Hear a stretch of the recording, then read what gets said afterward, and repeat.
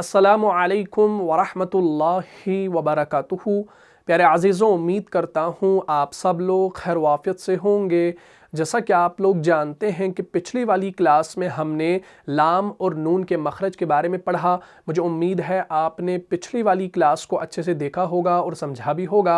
अगर अभी तक आप में से किसी ने उस क्लास को नहीं देखा है तो यहाँ पर जो आई का बटन शो हो रहा है इस पर आप क्लिक कीजिए और उस वीडियो को शुरू से लेकर आखिर तक देख लीजिए और सवाब की नीयत से वीडियो को ज़्यादा से ज़्यादा शेयर भी कीजिए। तो जैसा कि आप लोग जानते हैं कि हमारा जो टॉपिक चल रहा है वह है लिसानी मखारिज में हुरूफ तरफिया, यानी जिसे हम हुरूफ ज़लक़िया भी कहते हैं। हुरूफ तरफिया 3 हरूफ हैं। कौन कौन से? लाम, नून और रॉ। लाम और नून के मखरज के बारे में हमने पिछली क्लास में जान लिया। आज हम इंशाअल्लाह हरफ रॉ के बारे में बात करेंगे कि इसका मखरज क्या है। तो आज का जो हमारा मखरज है वो है 10वां मखरज। इसको आप अपनी कॉपी पर नोट कर लीजिए। ये क्लास बिल्कुल आसान और मुख्तसर होने वाली है। रॉ के बारे में आपने याद रखना है कि रॉ जो है ये मुफख्खम है। मुफख्खम से मुराद है कि ये मोटा पढ़ा जाने वाला हरफ है और हमेशा ये मोटा नहीं पढ़ा जाता, ये कभी बारीक भी पढ़ा जाएगा। तो हम कह सकते हैं कि ये आपका शिबे मुस्तालिया है। मुस्तालिया हम उन हरूफ को कहते हैं जो हर हमेशा पुर पढ़े जाएं और शिबे मुस्तालिया उन हरूफ को कहा जाता है जो कभी पुर और कभी बारीक पढ़ा जाए। तो याद रखें, रॉ जो है ना ये मुफख्खम भी है और ये मुरक्कक भी है, यानी इसके अंदर सिफ़ते तफ़ख़ीम भी पाई जाती है और इसके अंदर सिफ़ते तरक़ीक़ भी पाई जाती है। यानी किसी सूरत में ये मोटा पढ़ा जाता है और किसी सूरत में ये बारीक पढ़ा जाता है। वो सूरतें कौन सी हैं, वो कवायद कौन से हैं, वो इंशाअल्लाह नेक्स्ट वाली क्लासेस में जानेंगे। लेकिन आज हमने सिर्फ यहाँ पर रॉ के मखरज को, रॉ की अदायगी को समझना है। तो याद रखिए, हमारा जो आज 10वां मखरज है वो यूं है कि रअसे लिसान मा पुश्ते लिसान और मुकाबिल का तालु, उससे आपका रॉ अदा होता है। बिल्कुल आसान में अदायगी आपके लिए कर रहा हूं, इसको इंशाल्लाह समझने की कोशिश कीजिएगा। मैंने कहा रअसे लिसान, रअसे लिसान मा पुश्ते लिसान। देखिए, पुश्ते लिसान के बारे में भी मैंने आपको लिखवाया था, पुश्ते लिसान कौन सी होती है। तो आज पुश्ते लिसान का जिक्र भी आ गया, यानी जुबान का जो पिछला वाला साइड होता है ना, उसके बारे में बात हो रही है।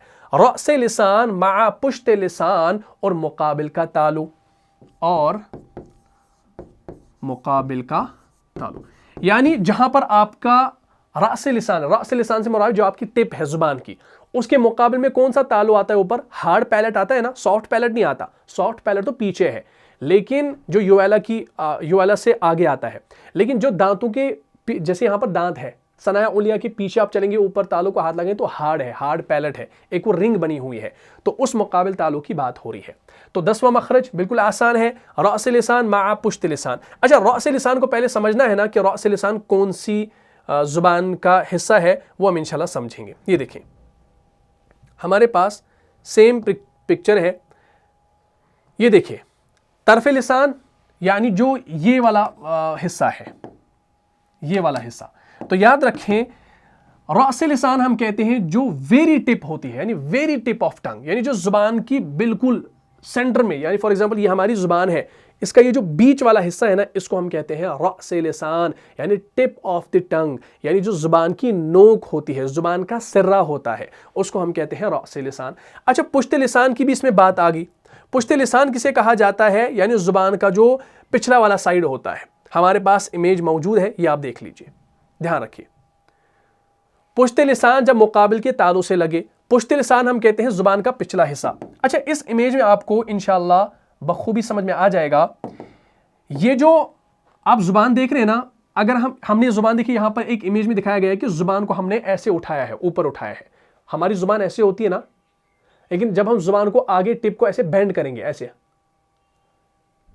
तो ये जो बैक साइड है ना, इसको हम कहते हैं पुश्ते लिसान।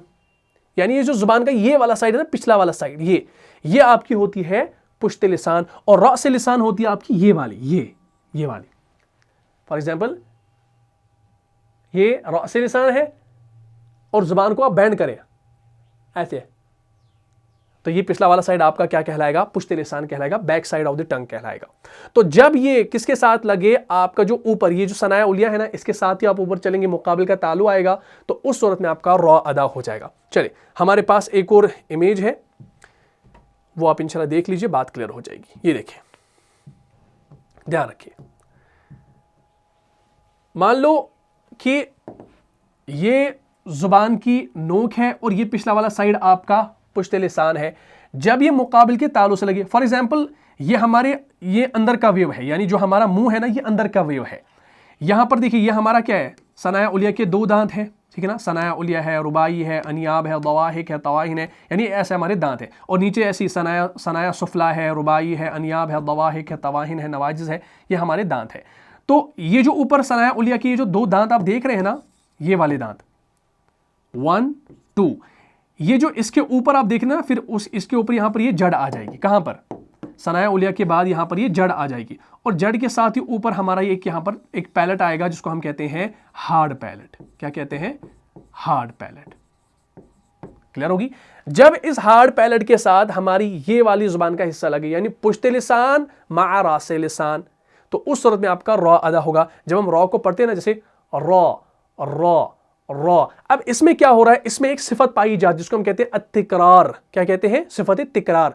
तिकरार का माना होता है रेपिटेशन। रेपिटेशन से मुराद यानी जो हम बार बार कर रहे हैं, बार बार कर रहे हैं, यानी जुबान जो है ना वो एक जगह रुक नहीं रही, बल्कि जुबान को हरकत हो रही है, जुबान बार बार ऊपर लग रही है। तो जब आप रॉ को पढ़ेंगे ना, कैसे पढ़ेंगे, रॉ रॉ रॉ। एक होता है ज्यादा शिद्दत के साथ तिकरार करना,